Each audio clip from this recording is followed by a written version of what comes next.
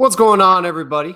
We got another weekly show of college football talk with my main man, the StuCast. The guy is killing it, man. Go check out his podcast. They go from horse racing, college football, insight, breaking news. I mean, the man broke the Jalen Waddle news before Alabama even got word about it. He's on it 24/7. Gotta love it. Stu, how's it going, man? It's going great, man. I'm hoping Coppin State can score some points against Delaware State. That's my life right now. Stu, what caught your eye, man, from all these bowl games? We just wrapped up kind of the bowl season. We have one more game, the national title game, going to be played in Miami Gardens. Anything that caught your eye, surprised you? Just as like a recap, I thought it was really interesting that, Clemson could not set the edge. They just got manhandled by Ohio State. Chris Olave being as vital to that offense. I think that's kind of a surprise. Maybe not a surprise, but reaffirming a little bit. I thought their defense played very well, the best I've seen it all season. So I thought Ohio State was, very impressive, obviously. And Alabama does what Alabama does. I wish their defense was a little bit better and, didn't give up that late touchdown, which cost me quite a bit of money. But it was a ho-hum thing, and we've seen this from Alabama teams in the past. The first game, they could have beat Michigan State when they played Michigan State a bajillion to nothing. But it's just kind of like go out there, ho-hum, just win the ball game, and try not to get any major injuries. Stu, do you think this is the changing of the guards with Clemson football? Remember, they lost in the national title game by a pretty wide margin. College football playoffs, they lose by a pretty wide margin. Trevor Lawrence is leaving. Travis Etienne as well. Well, they haven't. Trevor Lawrence hasn't made an official statement yet, but I'd be really surprised if he returned. Etienne's been on the side of a milk carton all season. 44 yards against Ohio State. I think Michigan State did better than that. Not impressive. I think, you lose Trevor Lawrence, but Ugalele is amazing. I thought what limited, he's raw, but the talent's there. Yeah. And let's not forget that this is a top 3, top 5 recruiting juggernaut. So they're going to retool. You still have Brett Venables. He's going to stay there till the university closes. I expect Tony Scott to move on. I think this is probably the year see Tony Scott or Tony Elliott. Thank you. At one point, it was Tony Scott in a sense. Yeah, it was Jeff Scott and Tony Elliott. So yeah, you're catching me. That's mea culpa, everybody. Tony Elliott. I think you're gonna see him move on, and I guess that's what I get for watching The Office before coming on here. But yeah, Tony Elliott, I think he's going to move on. I think there's a lot of, with the coaching stuff, which we'll get to, I think there's a lot of stuff going to happen. But I think Clemson's still, they built a juggernaut that's just going to turn and burn, kind of like the way Ohio State does in the Big Ten, kind of like how Alabama, Georgia do in the SEC. Yeah. And it's going to be fun to watch. Some up-and-coming teams in the ACC try and take them out. Yeah. No, North Carolina is one team. I'm curious how they perform. I don't know if they probably don't play Clemson in the regular season, but if they win the ACC Coastal to play against Clemson, that'll be an interesting matchup. Both are going to be having very good offenses. Like you said, Phil Longo, we've mentioned this in the past. He may be out there looking for a head coaching job, maybe getting a better offensive coordinator position moving forward. Very good offensive coordinator. If he jumps, watch out with Mac Brown at UNC. Maybe things will take a big hit. I still think that offense with Sam Howell under center, man. God, he throws such a beautiful deep pass. even if Phil Longo were to leave, I think that's a very attractive job to somebody that's young, up and coming. That's a nice move, right? That's a nice place because you have pieces already. We talk about coaches moving to the NFL or GMs looking at NFL jobs. Jacksonville's the most ideal piece because you're going to get Trevor Lawrence. You have all these young pieces there. And it's kind of the same idea with college football. It's not necessarily the money, but just how attractive the job is in this case. Right, exactly. Stu, Miami, what do you think, man, this offseason? Is it mandatory to make a change at the defensive coordinator position to compete with the UNCs or try to even show up against Clemson? Just get on the bus and show up on the field, I guess, right? So I'll start by saying we were texting during the game against Oklahoma State. Shout out the Fighting Milkowskis, Levy Craig. I know he's watching. Oklahoma State jumped out 21-0, and it wasn't on the ground. It wasn't LD Brown doing anything. It was Sanders just playing pitch and catch, and that's the scary part. Right, now they made adjustments and they buckled down, and Spencer Sanders showed he's not that good of a quarterback. But to go, what did he start off 13 of 14? 13 out of 15. He had 13 out of 15 out of 4 drives then the first quarter. And there was long sustained drives. I mean, when you have a TOP of 30 plus minutes, they had 33. Yeah, that's not a good sign for your defense. I think there has to be a change in the defense. I mean, Rhett Lashley's done an amazing job. You give him some good pieces, he's going to put some points up on the board.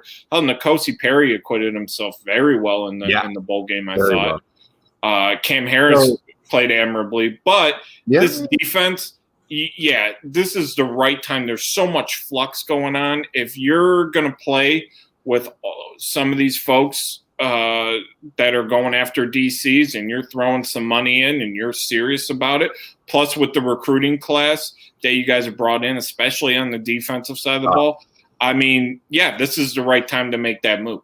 Look, I think a good hire. Now, it's not like the Marcus Freeman name, a Will Muschamp name, not a Derek Mason even. A good hire is Charlie Partridge, defensive line coach at Pittsburgh. His name's already being tossed around. If Todd Stroud retires as our defensive line coach, which may happen, put him at your defensive line.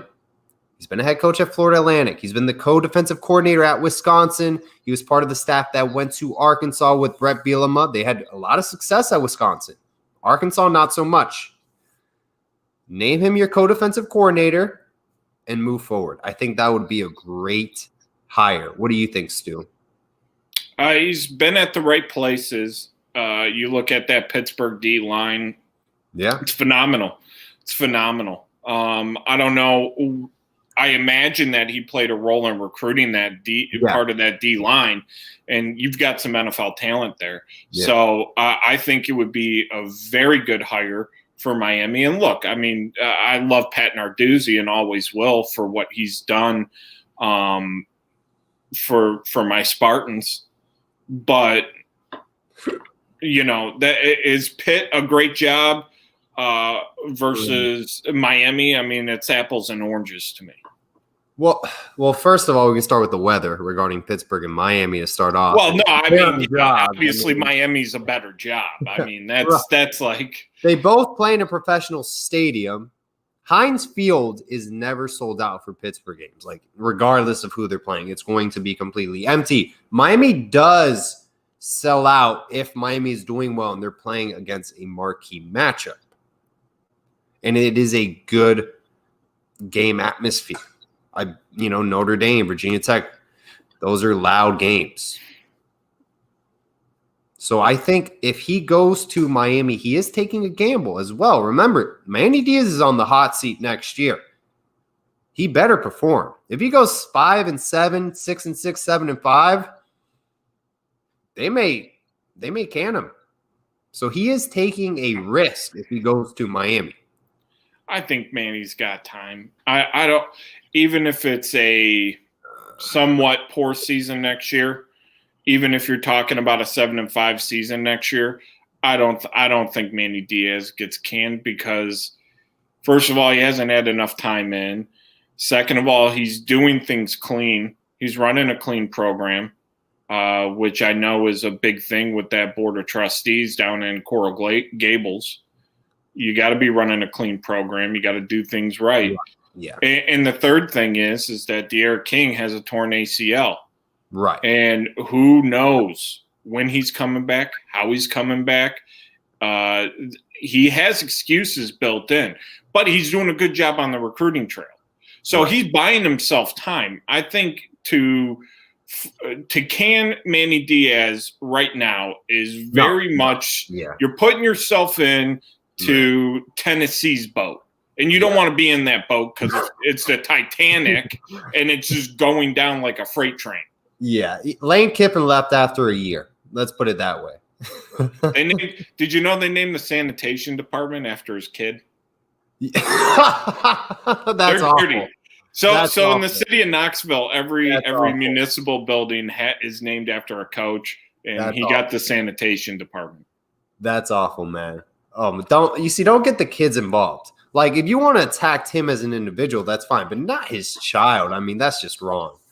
It's named in his honor. I don't think it's an attack. His name's on a municipal building. His child's name just happened. Well, I think it was dedicated to him. I don't know. It's fun stuff. They've got a sense of humor up there, and it's funny. Oh man, Stu, Miami. Speaking of Tennessee, they did bring in an edge rusher, DeAndre Johnson, local kid, went to Southridge High School. Nice player, developed very well his last year at Tennessee. 4.5 sacks, 9th best in the SEC. See what he can do. I think he's going to transition very well in the ACC Coastal. Coming from the SEC, I think we can all agree on that. No, excellent addition. I think you got two big gaps to fill on that defense with Phillips and Roche leaving for the NFL, and he's going to fit that slot nicely. You need some pieces to go along with these beefy D tackles you're bringing in. And you got to find some help in the linebacking core. You got to find some help in that secondary. There are pieces to grow on. But, I think another transfer or two probably shores up that defense a tad. One player I want Miami to go after, Charleston Rambo. And Miami's already targeting him. They've already reached out. I don't know if he's interested in Miami, but Miami staff is interested. Charleston Rambo, 4-star wide receiver coming out of high school. 6'1", 175 pounds. You can put him on the inside, out in the boundary. He was a starting wide receiver for the past couple years down at Oklahoma. I think he's transferring due to, he's just not getting enough targets. Last year, he had 40 receptions or more, over 700 receiving yards. 2019, 2020, different story, 25 receptions. That's someone Miami needs to go after. Yeah, he's a proven guy with some sure hands that is explosive. I mean, I've seen Rambo play, and he's good. He's not out for Last Blood. Get it? Right. Last Blood. Get it? Not really. Not Last Blood. No, the Rambo movie. Blood. Yeah. I wasn't big into those. I'm not big into Stallone as an actor. I don't like Rocky. He wins every time, except the first movie. It's very predictable. Yeah, you should be thrown in jail for that. Rambo would be a great addition. Depending on what Harley does, and I think that's the big question for everybody, you need some wideouts. The wideouts, I don't know where you guys got these guys, but they cannot catch. The route running is pathetic. You gotta give. If it's not DeAndre King and it's not N'Kosi Perry throwing, I mean, these guys need some help. So his name is Ron Dugans, who recruited these guys. He's the wide receivers coach now at Florida State. He was a former wide receiver in the NFL. He played at Florida State for the Bengals. He played for, if you remember that name, a long time ago. That's who recruited those guys. They actually came from the same high school, Miami Southridge, down south in Miami-Dade County. I wholeheartedly agree. I like Mike Harley a lot. And you talked about it as well. I think he's a nice player. Yeah, he's a good, solid player. I think he's perfect for the spread system specifically. And if he returns next year, I think, potentially he can play in the NFL as well. He just, has a solid season next year, gets a little bit better. I think he's a nice receiver to build off of as well. That's what I'm saying. Bring in Charleston Rambo, Power 5 starting wide receiver at Oklahoma. You have 2 weapons right there. I think it would be a great boost. It would be a great boost. And assuming one of the kids they've recruited can show something. I've just seen way too many balls just catchable that you got to make an athletic movement to get, because D'Eriq King, for as good of a quarterback as he is, he's not what one would say Brett Favre, right? Right. Matt Corral. Matt Corral over D'Eriq King. Now you have to explain why, Stu. You can't just walk away from torn ACL. One has torn ACL, another one doesn't. That's pretty simple. What if it was like health, just fully healthy? Fully healthy. I've gone on record. Gone on record. Matt Corral is he's a fire hose and not a particular. He's good for you put anybody in the lane train system, any competent quarterback that can throw the ball decently, they're going to be very successful.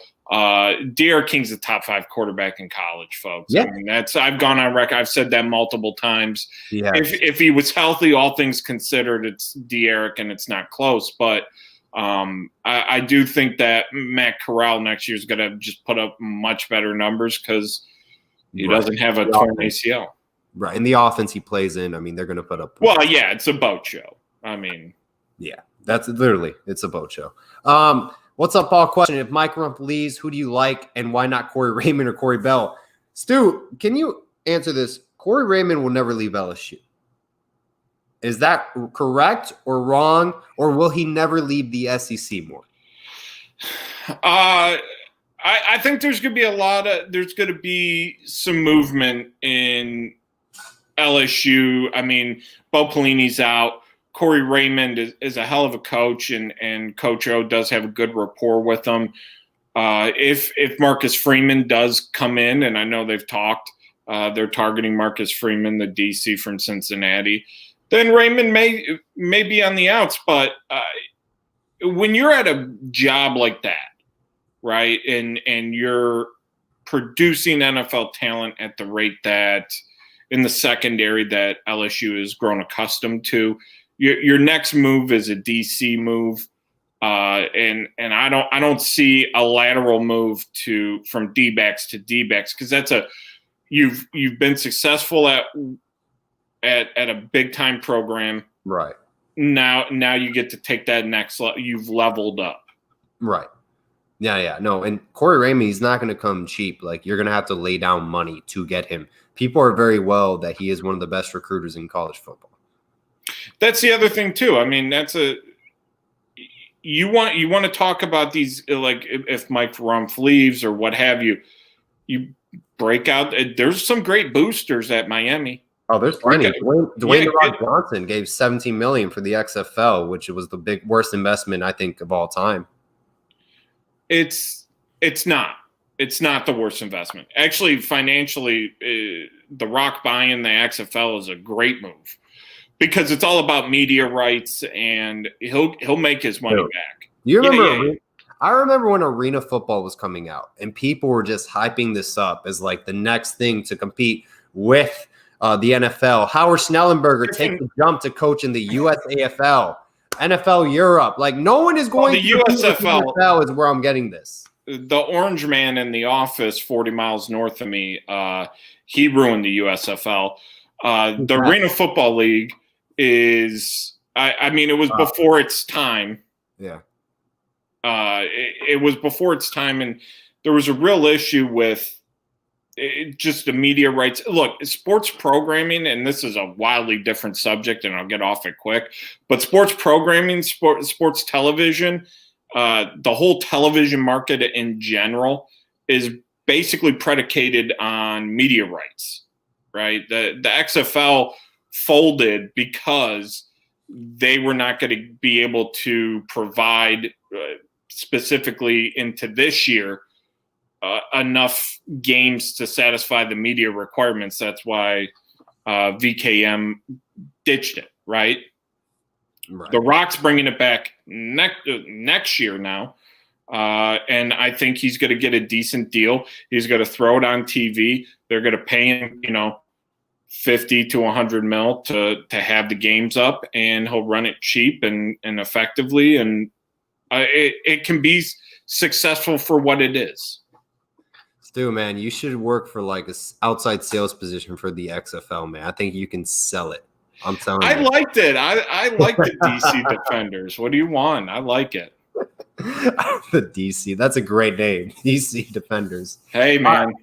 Stu, speaking of a transfer portal player that is actually being actively recruited by Michigan State and Miami, got the linebacker from the University of Southern California. I don't think anyone can pronounce his name. I greatly apologize. We all know who we're talking about. Yeah.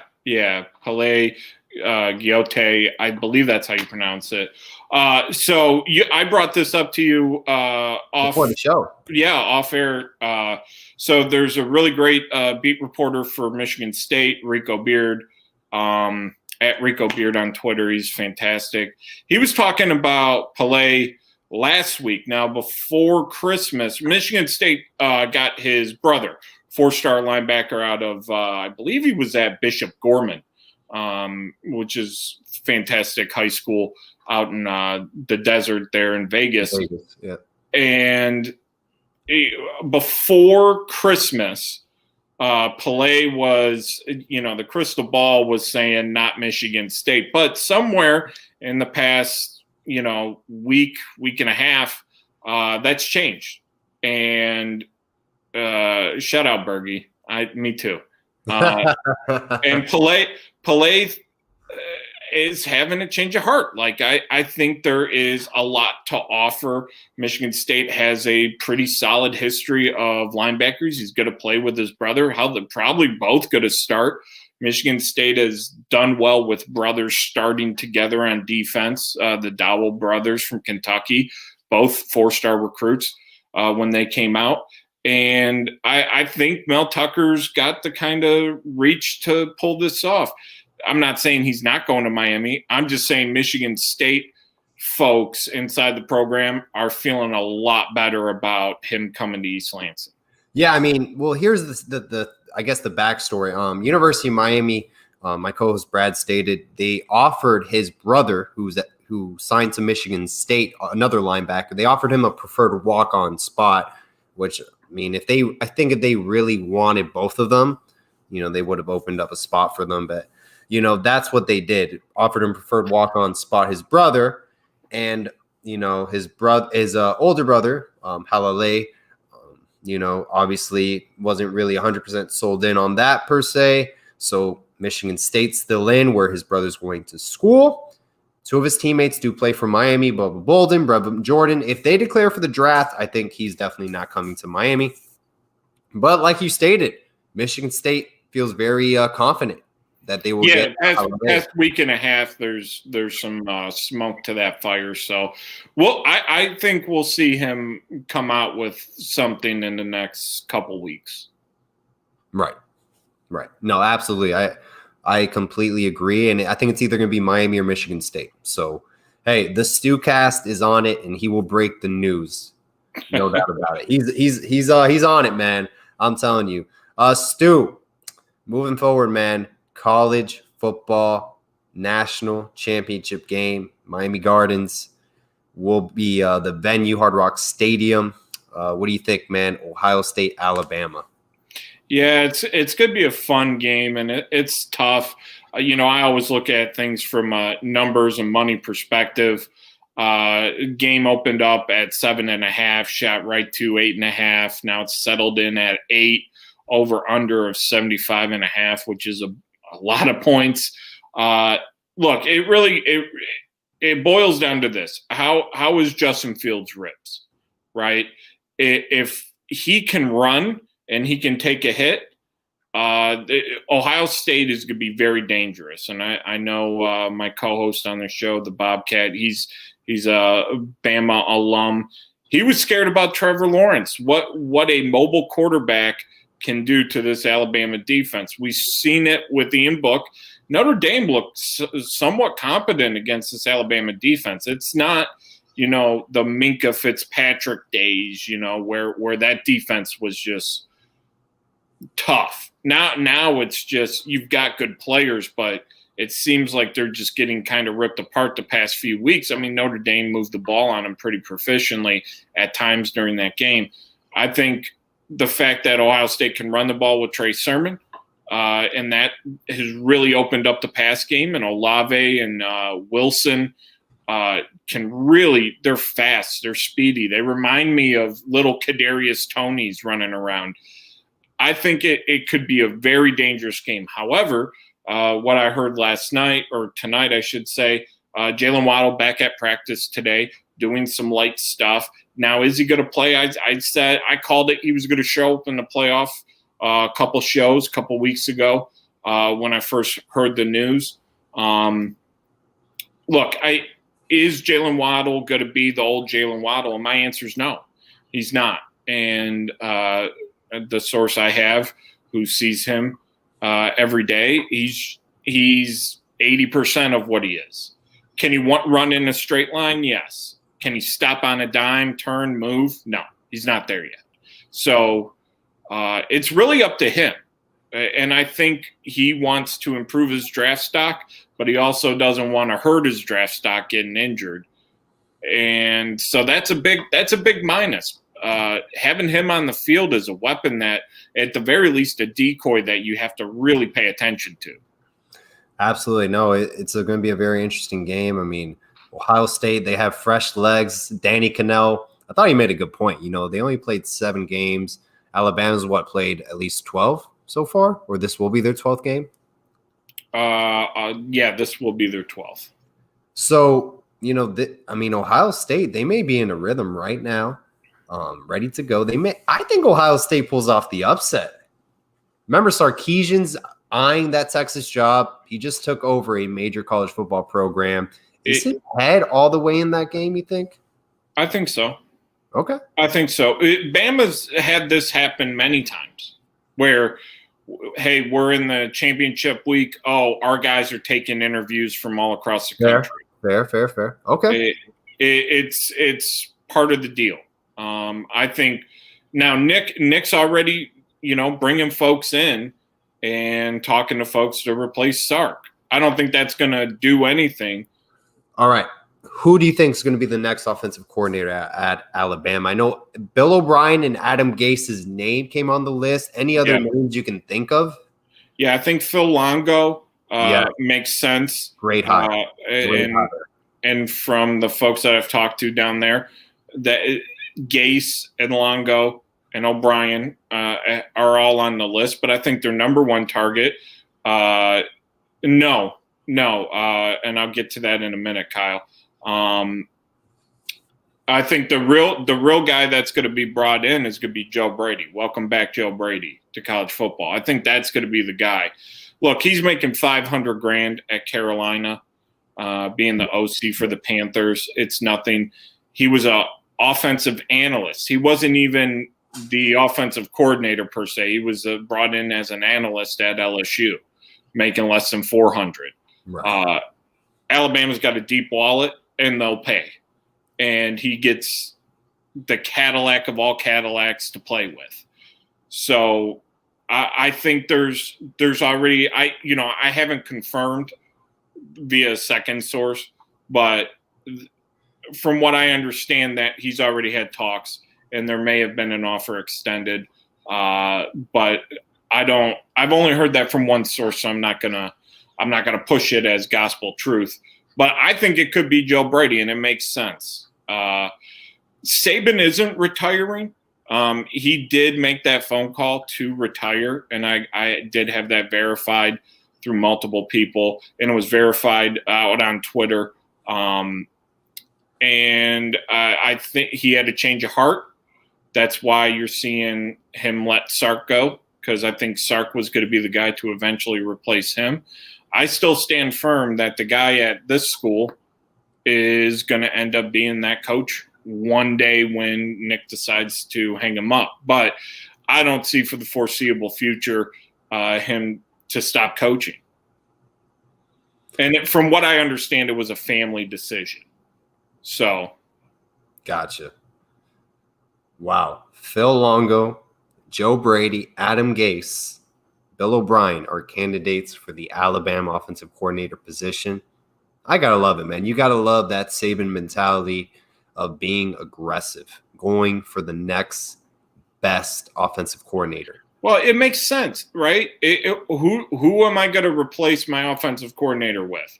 Let me go out and get the best offensive minds that you can get. Now, if you want to argue Adam Gase isn't what, that's fine. That's fine. If you want to argue about Bill O'Brien, that's cool too. I mean, the guy traded away D-Hop for, a bag of balls and a team calendar, right? So, there's issues there. But he's going to go out there and he's going to find people that are very competent. And with what Alabama recruits year in and year out, and it's not stopping anytime soon. No. If they want a kid, they get him.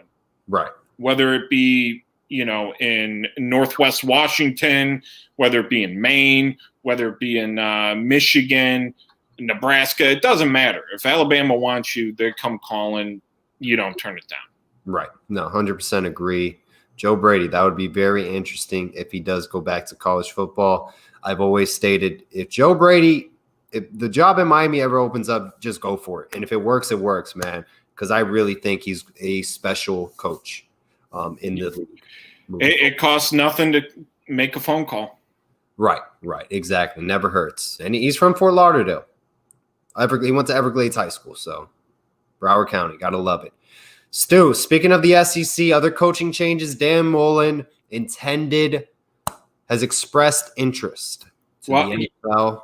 Yeah, I think I've heard the Jets, and I think it got put out there today that he's taking a call with the Falcons, like a Zoom call or something. I don't know. This is an interesting situation because at the same time, they need to fill out a defensive coordinator, defensive staff as well.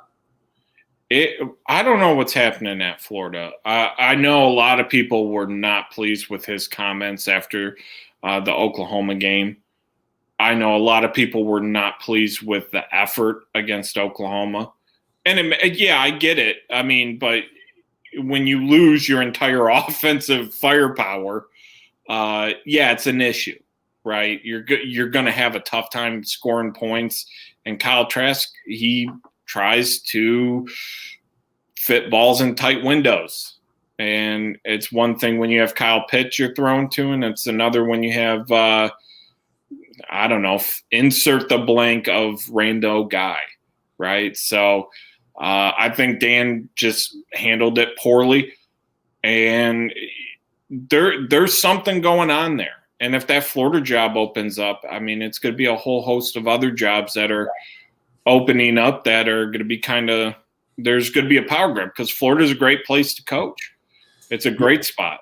Yeah, you're in the state of Florida. You're in that Georgia-Florida border per se. That South Georgia area of football is very good. Oh, it's rich. A lot of great football there. A lot of great football. I mean, recruiting rich. Yep. That Panhandle as well. That's a great recruiting area just to go out and get those Panhandle guys, South Georgia guys. You're in SEC country. Love it. Yeah, and I think the thing with Florida, too, is that they don't just recruit the Panhandle in South Georgia. I mean, they do go out of state. They do get their guys from out of state. Connecticut. Saw the documentary. Yeah, fair enough. But they do go out of state. And, I think it's something that Miami should take a look at as well in the future. Yeah, I mean, my thing with Miami is you're not going after the under the radar guys in South Florida, Stu. For example, Lamar Jackson, 3-star recruit. I think he went to Boynton Beach High School. He's from Pompano Beach. They wanted him at safety. The rest is history. He wins a Heisman Trophy at quarterback at Louisville. Tutu Atwell, wide receiver. He was a quarterback in high school. He's from Miami Northwestern. He's one of the best wide receivers in college football, 3-star recruit. He was too short to play at Miami, they stated. Anthony Schwartz, wide receiver at Auburn. Wasn't considered a take from Broward County. Elijah Isn't he Moore. like a track? Oh, did you bring up Elijah Moore? Elijah Moore, All-American. He went to St. Thomas Aquinas. He wasn't even a take for Miami. This is what bothers me. Get the guys that you're not looking at. Be better at evaluating. You have so much talent That's a real issue, because if you're missing out on, I mean, the guys you just described. Geno Smith, Jacoby Brissett, these guys are from South Florida. Geno Smith is from Miramar High School. That's literally on the border with Miami. I think part of the issue, though, to play devil's advocate, is that here's a little secret: Florida's just an amazing, talent-rich area, right? But these guys aren't going to like big schools, though. Hey, Le'Veon Bell was barely a 3-star recruit. Yeah. Okay, in Ohio. Ohio State literally told Michigan State, "Hey, take him. We don't want him. He's okay. You can have him. We're not even going to offer." It's stuff like that. When you have talent-rich areas, you're going to have superstars that just go to the right situation in the right. Like, even if a Lamar Jackson went to Miami, is there any? Is it 100% that he would have been used correctly and put in the right system, that the right pieces were in place? You got to have some kind of forward thinking. And I think it definitely, if Manny Diaz, if Lamar Jackson was coming out now and Manny Diaz saw him, I think he would be going to Miami, because Manny Diaz, for the offense, for what that tape looked like, I only imagine. I haven't seen it for transparency. It was scary good. Yeah, it's like, okay, we can do something with this guy, because a mobile quarterback that can throw even a little bit is deadly. It's deadly in college football. You can win some football games with it. Hey, I mean, Miami really believes in Jake Garcia. We'll see what happens. I'm very interested to see what his development will be like at the next level. They really believe in him. Remember, Stu, they've been after this kid for 2 years. Hey, look, I from everything I hear about Jake Garcia, it's glowing reports. Now, when he gets the pads on and he puts the U on the side of his helmet, let's see how it goes. But again, we need to give him some time to develop. I mean, very few quarterbacks, very few. Game 1, Alabama, love it. Good to go. Make a. Don't make. Hell, he might have to. He might have to, right? So N'Kosi Perry's going to have his opportunity with schools if he transfers out. Like, people will contact him. If I'm him, I'm going to go take a starting gig somewhere. Big 12. I think Big 12 would be a great fit, or UCF. I think UCF would be a great fit as well. If I'm him, I don't know. I would expand my search. But when you're going from Miami and you're transferring anywhere, generally you want to go to a place that's a Power 5. But he strikes me as a guy who could be deadly at, a Fun Belt school, like you said, an AAC school, deadly in some of those places, put up some numbers. No, yeah, 100% agree. And, that's going to be interesting what Miami does at the quarterback position, against Alabama, what they do if N'Kosi Perry transfers. If King's going to be ready by then, we'll see. I mean, a lot is at the table. That's a quick turnaround. That's what, 8 months, 9 months? I mean, it's about the time frame for an ACL. But I wouldn't want to throw him out first game against Alabama. Exactly. Especially, I mean, your offensive line. I mean, it got better this year. It got better, but still, I mean, this is Alabama. I mean, they get after it, and Alabama's going to have from what I hear, a new DC in Charlie Strong, and Pete Golding's leaving Alabama. So there's going to be a new scheme in place. I don't know how much Charlie's going to blitz. But we'll see. And we'll find out a lot this offseason. Anything else you want to touch up on the coaching carousel this offseason? Because it's really been hectic. Yeah. Kevin Steele, he's still out there. Kevin's still out there. I don't know for how long. I think he would be a nice fit at Texas. I still maintain he'd be a good fit at LSU. He's going to find a home somewhere. If Miami started filling out the checkbook, he would consider about Miami. But it's going to cost a little bit of money. He's a pretty expensive guy. I'll bring up Knoxville. What's going on in Knoxville is crazy. Good old Rocky Top. We mentioned Knoxville a couple times. It seems like they're trying to find a way to get Jeremy Pruitt out and fired for cause. That's what they're doing. And let me make this clear. We saw the absolute cluster that was the hiring of Jeremy Pruitt. We saw the absolute cluster that was Auburn in hiring Harsons. But UT did it right. Hey, guess what? We're firing Todd Herman, and our new head coach is Steve Sarkisian. It's 1-1. It's done. It's all over. What Tennessee's trying to pull off is we're gonna burn a coach again because it's his third year and he's not doing enough. And I don't know what the trajectory is. I don't know what the thought is. I don't see that as a job. If Auburn was a tough job to take, Tennessee's even tougher. I really question what Phil Fulmer and the Tennessee boosters are doing up there, because Pruitt, he probably deserved another year or two. It's just a tough gig, man. I mean, you're in the SEC. You have a tough schedule at hand. It is. Well, you're really only playing Georgia and Florida. Yeah, but really, look your crossover games, Alabama, that is difficult, but it's tough to recruit, man. I mean, you got to get dirty with the dirty, dogs. I mean, seriously, man. Tennessee, Clemson's there. Even North Carolina's in the hunt now. South Carolina. We talked. Well, I wouldn't bring up the Gamecocks. They need to do something. I believe in them. You would be one of the few to do so.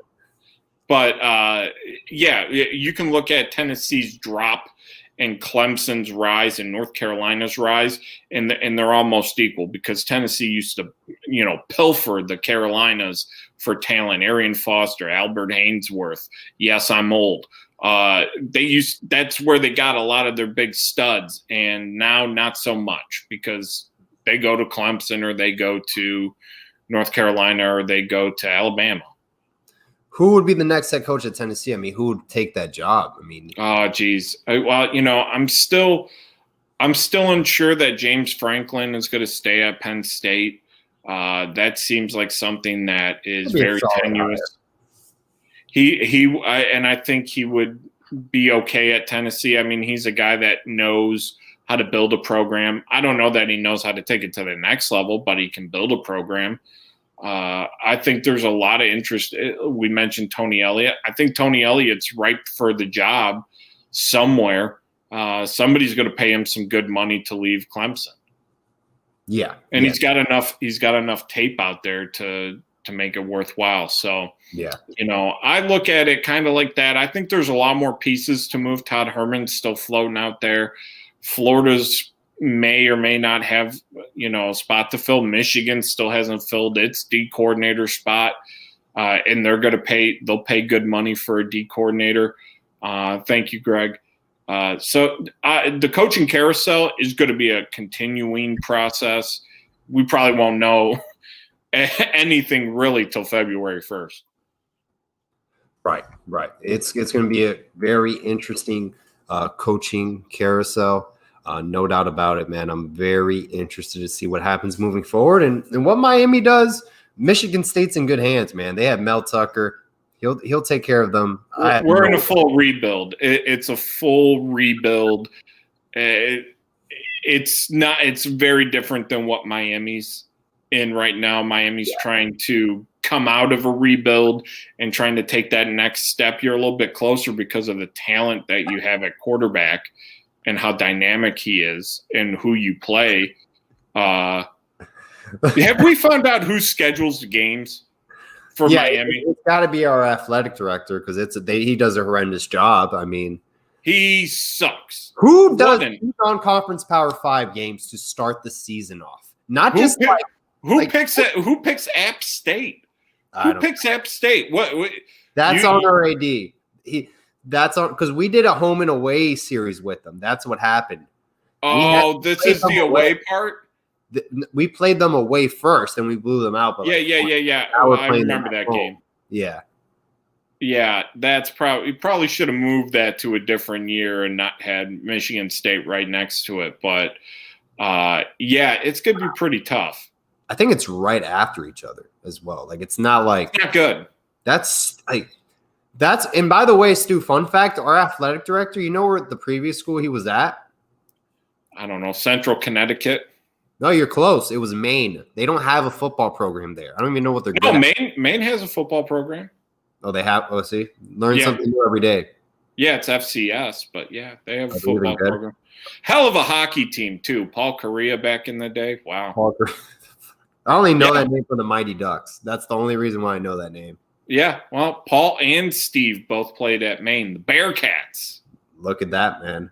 Well, Stu, man, hell of a show. Thank you so much for coming on. Thanks to everybody for the nice words. I appreciate when I come on, and it's good back and forth with everybody. I don't know who knows more college football than Stu. It's not Paul Feinbaum. There's plenty of people. There's plenty of people. He does a tremendous job, man. He told me Pat Fitzgerald is a good coach. He's getting offers for the NFL. Okay. Well, let's have the Pat Fitzgerald discussion right now. All right, we'll talk. We got 5 minutes to prove to me why Pat Fitzgerald's win over Auburn was a good win. Okay. You want to say why one win was good? 6-4 Auburn, no head coach, no quarterback whatsoever. I'm not saying. They were favored to win the game. They were supposed to win that game. That's not the point. Northwestern was the favorite in that game. They were supposed to win. I would hope so. I mean, if Miami loses to Auburn, I would be embarrassed. Here's the thing I will say. Auburn gets much higher level talent, even in the backups, than what Northwestern does. Northwestern is woefully behind teams like Wisconsin, teams like Michigan, teams like Penn State, teams like Ohio State. Thank you, Vicious. When they compete and they win, and it's not shocking, that's something you got to raise your head at and take a look at what's he doing. Northwestern is not a program you're supposed to win at. Vanderbilt is not a program you're supposed to win at. They have nothing. And you can. That doesn't mean anything. Duke football has nothing to lose. If they go 4-8 for the next 5 years, that's fine. They can live with it. They fired Derek Mason. Vanderbilt fired Derek Mason. It was because of the squib kick. That was like the icing on the cake. That is insane. The documentaries of the squib kicker were worse. Yeah, it wasn't good optics. But look, you're supposed to compete. These teams, yes, Pat always has a good defense for the most part. Last year, 3-9. And I would make the case they had a good defense last year, too. They just had horrendous quarterback play. He's working with a tilted deck, right? He's not supposed to win at Northwestern. Northwestern, I think they set the record. They went almost a decade without a win. Like, they were awful by every metric. They are Massachusetts. They used to be what Massachusetts football is now. Like, if Massachusetts lose by 20, hey, guys, we won today. Right. Apples and orange slices and Capri Suns in the minivan. That's how we celebrate. That used to be Northwestern football. He built a beautiful practice facility. He's got phenomenal talent, and he coaches them up. Rashawn Slater, going to be a top 10 pick in the draft at offensive tackle. Justin Johnson, the backup running back for the Chargers, he brought him in. There's plenty of players on that defense that are going to be playing on Sundays. He can coach talent. He can build up a program. And yes, NFL teams have in the past and will this year talk to him about taking on their team. And you got to respect Pat Fitzgerald for it. He's got his name in the damn stadium, okay? He's not getting fired. He's never getting fired. No, he will never get fired. Stu, you have sold me on the XFL, on Northwestern football, and Pat Fitzgerald coming to the University of Miami as our next head coach. I love it, man. I feel like you're going to troll me so hard for like the next week. Stu, thank you so much, man. Appreciate it. You feel a little more energized. It's that Big Ten fresh legs, man. Gotta love it, man. It's like 6 games, and I'm on that 12-game stretch. Love it, Stu. How'd the ACC do in both seasons? Let me check my record. Worst conference in college football. Blake Baker should be ashamed of himself. That's why he should be fired right now, because you're playing in the worst conference in college football, and you're the worst defensive coordinator in that conference. And he still has a job. That's job security. He has more job security than Pat Fitzgerald at Northwestern. I can't make this up. Your words, not mine. Gotta love it, guys. Have a great night. The StuCast, bringing out the Ole Miss gear. Love it, man. And always, all about the U. Lane train.